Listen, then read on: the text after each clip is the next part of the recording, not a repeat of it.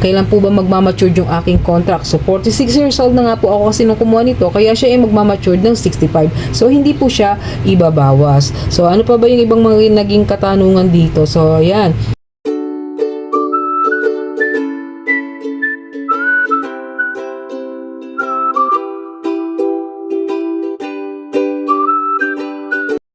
Hi guys! Welcome po ulit sa aking channel. Slim Malakay po. Simplify Happiness, simpleng buhay, buhay na walang arte, less stress. Join guys sa aking simpleng vlog for today sa magandang buhay po sa ating lahat.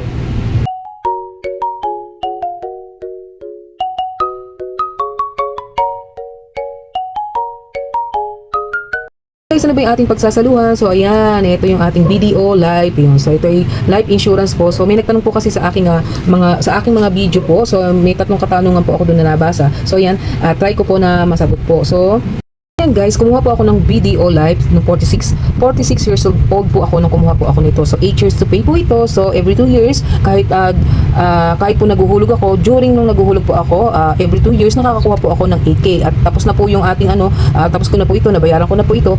Nakukuha ko po yung aking 8K pa rin na pumapasok po doon sa aking account sa BDO. So may nagtanong po at ayan, basahin po natin yung kanyang tanong. So hindi ko na po i-mention yung name niya at ayan, nakita ko po kasi siya sa aking notification. And guys, bago ang lahat, hindi po ako financial advisor, hindi po ako taga BDO rin po. So ako nga po ayan ay may plan po life insurance sa BDO. So ayun, basahin na po natin yung kanyang katanungan. So kung mas maganda, matanong niyo rin at malinawan, may chance kayo na magtanong sa inyong financial advisor. So pwede po kayong magtanong doon at may mga nakaupo po diyan sa dito po sa may BDO na pinagulugan ko nito. Every Friday meron po doon na financial advisor. So yun, nagtatanong din po ako doon minsan pag may tanong po ako sa kanila. So again, hindi po ako hindi po ako financial advisor ng BDO. So ito ay doon sa aking pagkakaintindi lang po Ayan, ma'am, update po please. Natanggap nyo po lahat ng 8K nyo.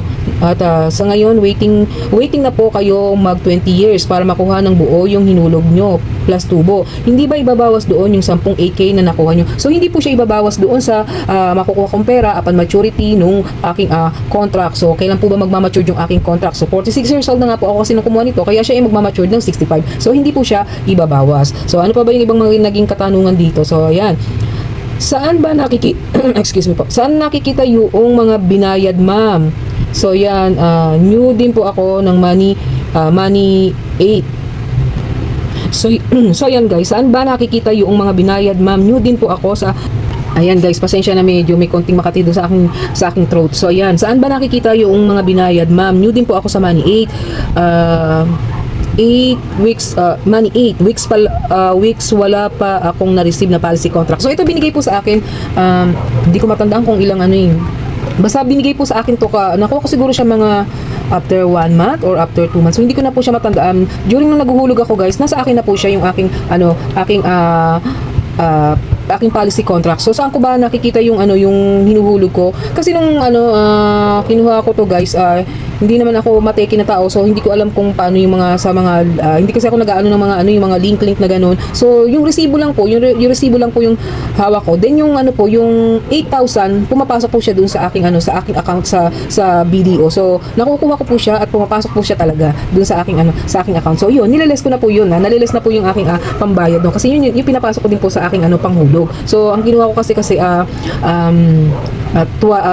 semi-annual ang kinuha ko. So yun yung aking kinuha na pagbabayad dun sa life insurance na ni BDO po. So yun, semi-annual. So pwede kayong mag-monthly. So marami namang option kung paano pwedeng one-time pay, ganun. So marami siyang option guys. So meron pa po ditong isang ayan. So hindi na natin banggitin. So yan. Hello ma'am, worth it po ba ang Money 8 for retirement fund? So alam niyo guys, kasi yung BDO life insurance po siya. So ako personally ang kaya po ako kumuha nito guys kasi nga yun nga whatever happened to me, kasi nga working nanay po ako. So whatever happened to me, yun nga kahit paano may makukuha po yung aking pamilya. So kasi nakalagay naman po dito yan yung may death benefits nga po. Yan sabi nga nung aking FA, kahit nga po isang hulog pa lang ako, kung ano man mangyari sa akin, may matik na makukuha na po yung aking family na 100,000. And then every 2 years po, yan kahit nawala na ako, makukuha po nila yung money back po na 8K, and then na para ma-mature yung contract, buo po nila makukuha yung yung nasa policy contract. So ako na yun, i-bless tayo ni Lord na yan, abutan natin tong ating at the age of 65 yun, abutan natin yung maturity ng ating contract. So syempre makukuha po natin ng yung ating pera. So sa akin, kung sa 65 years old ko po at makuha ko to yung aking maturity ng aking ng aking life insurance kay BDO, at ayan nakukuha ko yung aking money back na 8,000. So ito nga po pala, share ko muna po. Yung nitong nabayaran ko na po yung aking yung aking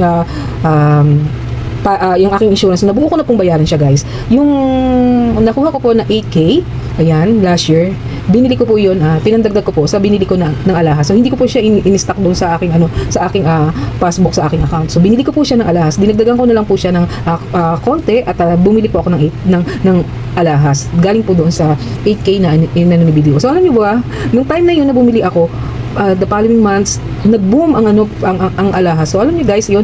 At nung inano ko po siya, nung ginamit ko po siya yung aking alahas, kasi may tinayo po ako munting pagkakitaan, sinangla ko po siya, tumubo na po siya guys, at natutuwa po ako, at kahit paano, meron po akong nagagamit ngayon pang emergency, yung nga po, yung binili ko na alahas na, yung lang naman yung mga guys, mga 4 grams lang naman. So kahit paano, yun, kasi nung bumili ako mababa pa so ngayon mahal na. So kahit paano, may katas po yung may kasama pong katas doon si BDO Life. So yun nga po, since 46 years old ako kumuha, then yun, 20 years, 65 na po ako. So, yan, pagka ibinilas tayo ni Lord ng isang mahabang buhay, kahit paano po, yung pera po na makukuha ko dito, ayan, magagamit ko po siya. At yun, kasi alam nyo, syempre wala na tayong income noon, wala na tayong trabaho. So yan, madadagdag natin kung ano man yung gusto nating pagkakitaan, or something na kahit paano may papasok sa ating pera, may inaasahan po tayo pagtungtong natin ng 65 years old na magagamit natin kahit paano doon sa